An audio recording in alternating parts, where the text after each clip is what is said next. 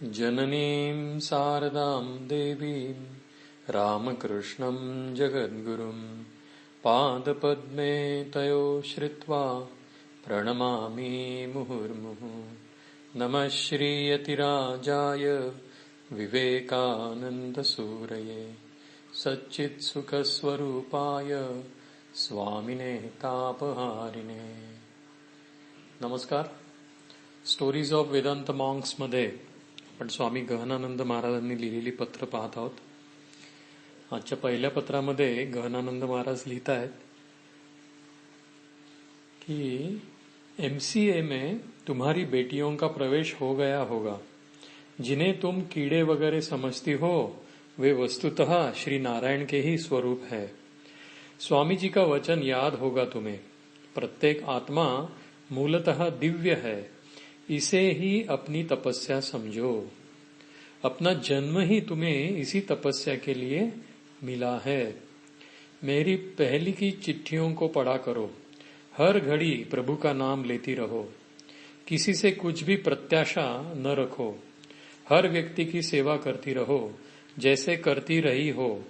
मन को प्रसन्न रखो कि प्रभु ने कृपा से तुम्हें उनका नाम लेने का अधिकारी बनाया है. लोगों की सेवा करने का अधिकार दिया है. मुझे चिट्ठियां लिखने का आनंद दिया है. क्या यह सब कोई कम बात हुई?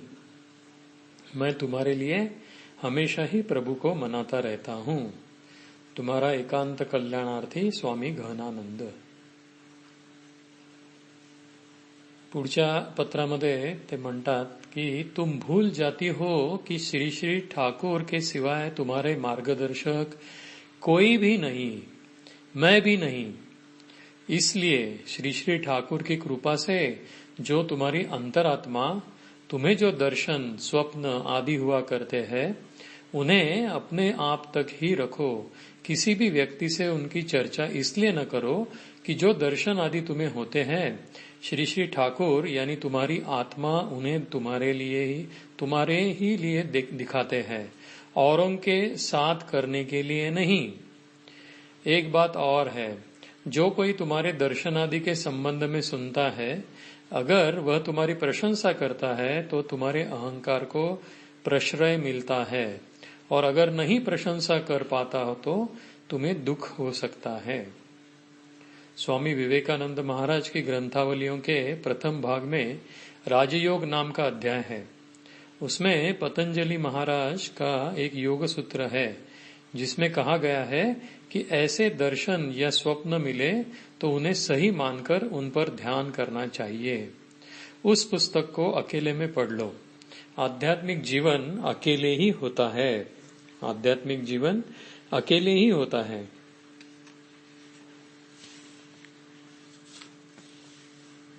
पुढच्या पत्रात गहनानंद महाराज लिखता है कि तुम्हारा यह संकल्प कि अब मैं दुख को अपने पास फटकने नहीं दूंगी, हर समय अपने कर्म में व्यस्त रहूंगी, बड़ा ही अच्छा संकल्प है.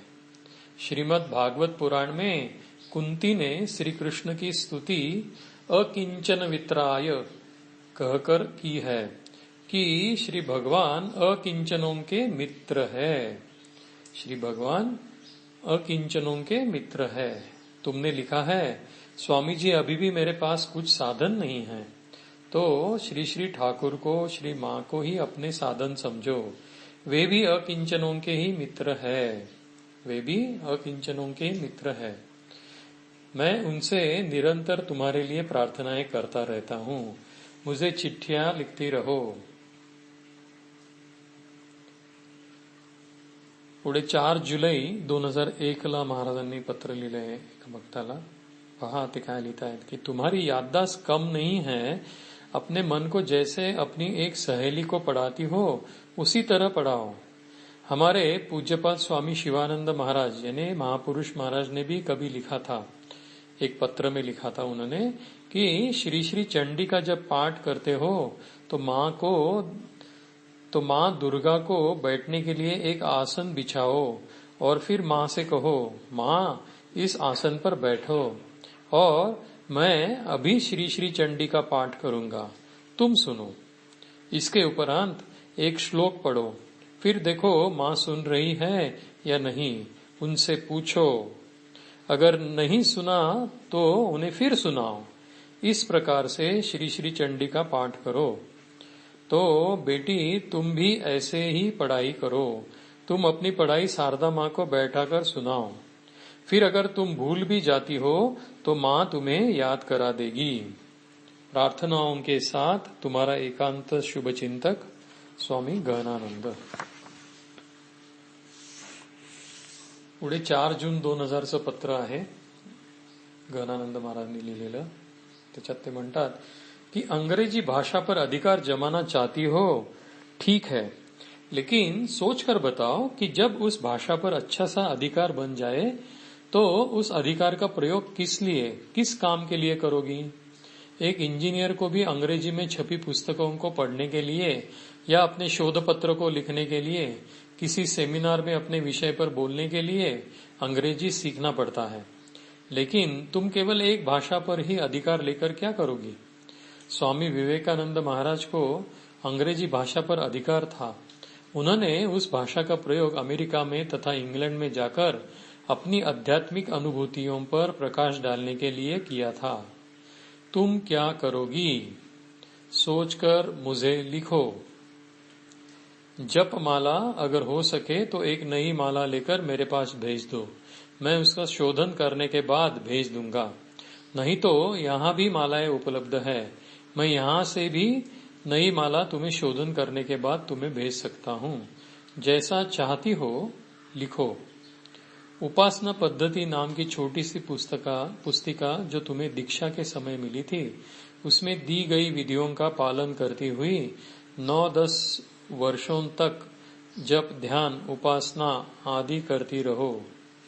साथ ही साथ मन लगाकर पढ़ाई करो व जहां तक हो सके हर घड़ी श्री श्री ठाकुर का नाम मन में लगातार जप करती रहो। मैं तुम्हारी भलाई के लिए श्री श्री ठाकुर तथा श्री श्री माँ से निरंतर प्रार्थनाएं करता रहता हूँ।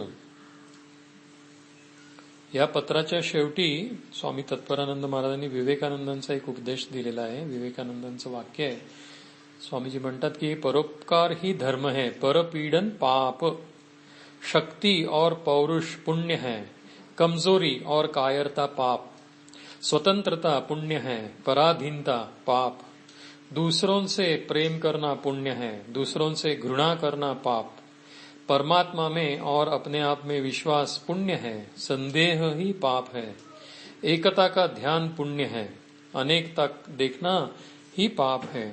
एकता का ध्यान पुण्य है, अनेकता देखना ही पाप। पुढे एक छोटस पत्र आहे गहनानंद महाराजांनी लिहिलं। त्याच्यात ते म्हणतात 4 जुलै 2001चं पत्र आहे पहा। अभी कर जप करती रहो, लोगों से ऐसे विषयों पर बातचीत न करो। तुम्हारे मन में बैठे श्री श्री ठाकुर की बातें सुनने का अभ्यास करो और उसके अनुसार ही काम करती रहो। मन को जहां तक हो सके प्रभु के चरणों में ही लगाओ। तुम्हारा मन उन्हीं में लगाओगी तो फिर तुम्हारे संसार की व्यवस्था उन्हीं से हो जाएगी। तुम्हारा मन उन्हीं में लगाओगी तो फिर तुम्हारे संसार की व्यवस्था उन्हीं से हो जाएगी। प्रभु का नाम लेती हुई जीवन धारण करती रहो। मैं तुम्हारे लिए प्रभु को नित्य ही मनाता रहता हूँ। पुढचं आणखी एक पत्र बघूयात आपण आणि मग आज आपण थांबूयात।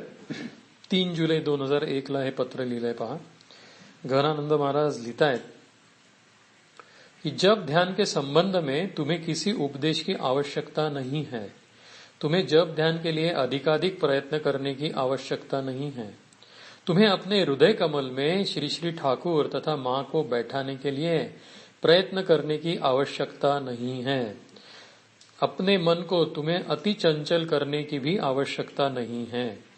तुम्हें केवल एक ही काम करना है और वह यह है कि एमकॉम उत्तरार्ध की परीक्षा प्रथम श्रेणी लेकर उत्तीर्ण होना। फिर उसके बाद सीए वगैरह पढ़ोगी? क्या करोगी? E commerce? पढ़ाई का सिलसिला खत्म कर लो, फिर मन लगाकर मन भर जप ध्यान करो। भगवान श्री कृष्ण चैतन्य देव प्रतिदिन अपने इष्ट मंत्र का 2.5 लाख जप करते थे।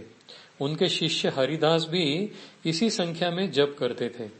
लेकिन इस तरह जप करने के लिए अपने मन को अति चंचल कहकर उसे और भी चंचल बना देने से अच्छा है कि कोई अपनी वासनाओं से मन को मुक्त करे। तभी मनोनिग्रह की आवश्यकता नहीं होगी, मन ही तुम्हारा सहायक हो जाता है।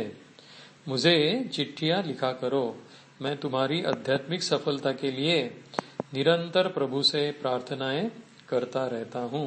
तुम्हारा एकांत शुभचिंतक स्वामी गहनानंद। आणि या पत्राच्या शेवटी ठाकूरांचा एक उपदेश दिलाय स्वामी तत्परानंद महाराजांनी, तो असा आहे, ठाकूर म्हणतात, जिसमें विश्वास है उसमें सब है, विश्वास नहीं तो कुछ भी नहीं, विश्वास नहीं तो कुछ भी नहीं। आज आता आपली वेळ इथे झालेली आहे, आपण इथे थांबूयात। ओम शांती शांती शांती। हरि ओम तत्सत। श्रीराम कृष्णार्पणमस्तु।